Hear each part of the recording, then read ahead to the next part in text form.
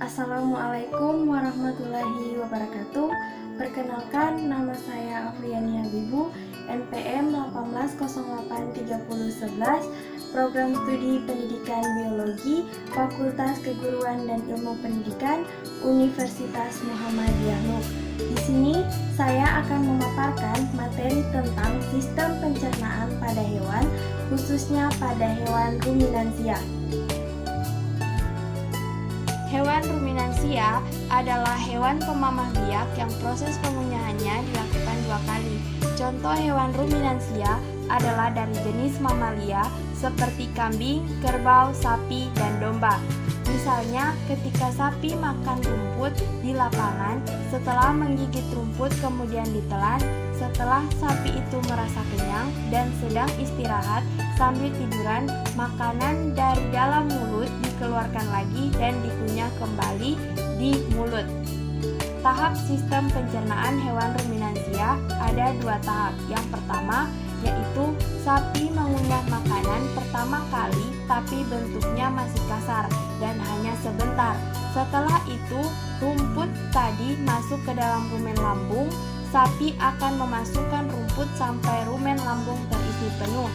Tahap kedua, setelah rumen lambung terisi penuh, biasanya sapi akan melakukan istirahat atau berderum.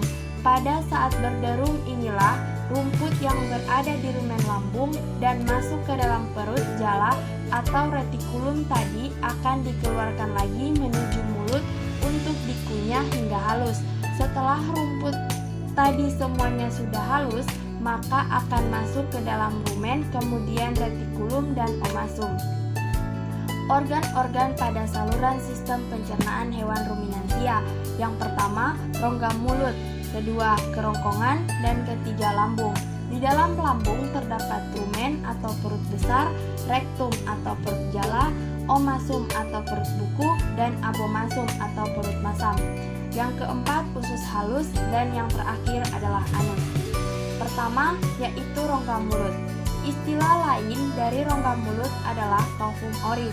Di dalam rongga mulut, alat pencernaan berupa gigi dan juga lidah. Jenis gigi pada hewan ini rata-rata adalah gigi seri untuk memotong rumput dan gigi geraham untuk mengunyah.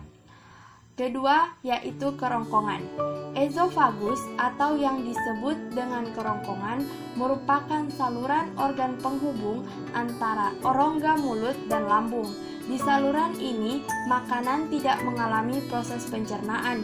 Mereka hanya sekedar lewat sebelum kemudian digerus di dalam lambung.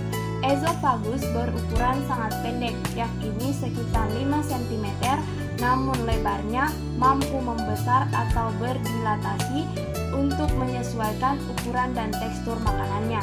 Ketiga, yaitu lambung.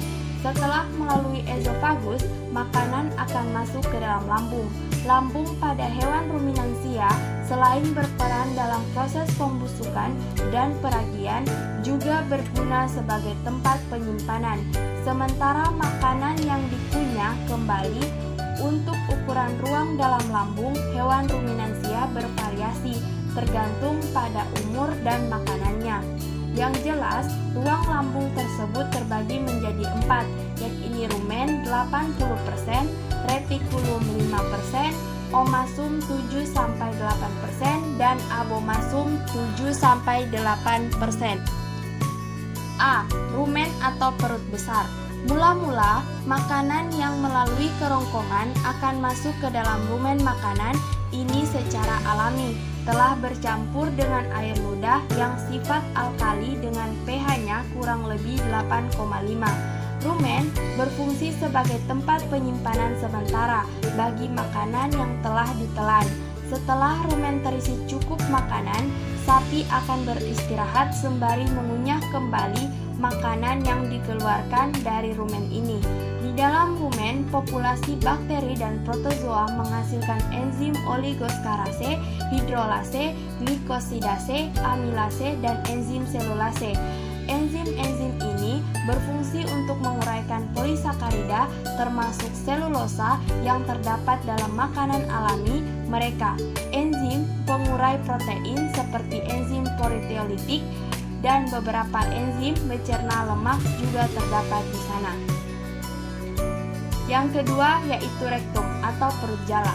Di retikulum, makanan diaduk-aduk dan dicampur dengan enzim-enzim tersebut sampai menjadi gumpalan-gumpalan kasar atau bolus.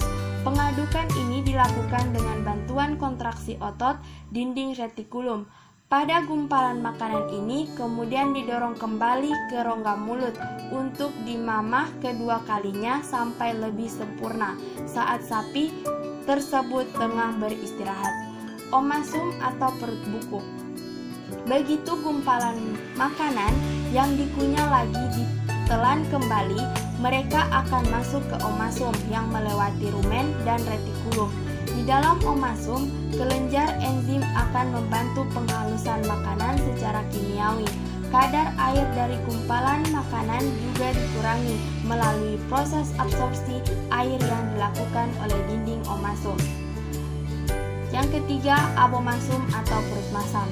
Abomasum merupakan perut yang sebenarnya karena di organ inilah sistem pencernaan hewan ruminansia secara kimiawi bekerja dengan bantuan enzim-enzim pencernaan. Di dalam abomasum, gumpalan makanan dicerna melalui bantuan enzim dan asam klorida. Enzim yang dikeluarkan oleh dinding abomasum sama dengan yang terdapat pada lambung mamalia lain. Sedangkan asam klorida atau HCI selain membantu dalam mengaktifkan enzim pepsinogen yang dikeluarkan dinding abomasum, juga berperan sebagai disinfektan bagi bakteri jahat yang masuk bersama dengan makanan. Seperti diketahui bahwa bakteri akan mati pada pH yang sangat rendah. Yang keempat yaitu usus halus. Makanan yang sudah melalui abomasum akan masuk ke dalam usus halus. Seluruh zat-zat yang dibutuhkan dalam tubuh akan diserap ke usus halus. Penyerapan sari-sari makanan ini yang menghasilkan energi dan cadangan makanan yang berupa lemak. Dan yang terakhir yaitu anus. Setelah makanan diserap sari-sarinya, makanan akan tinggal sisa makanan yang harus dibuang dari dalam tubuh. Pembuangan ini melewati anus. Itulah materi yang dapat saya bawakan. Lebih dan kurangnya mohon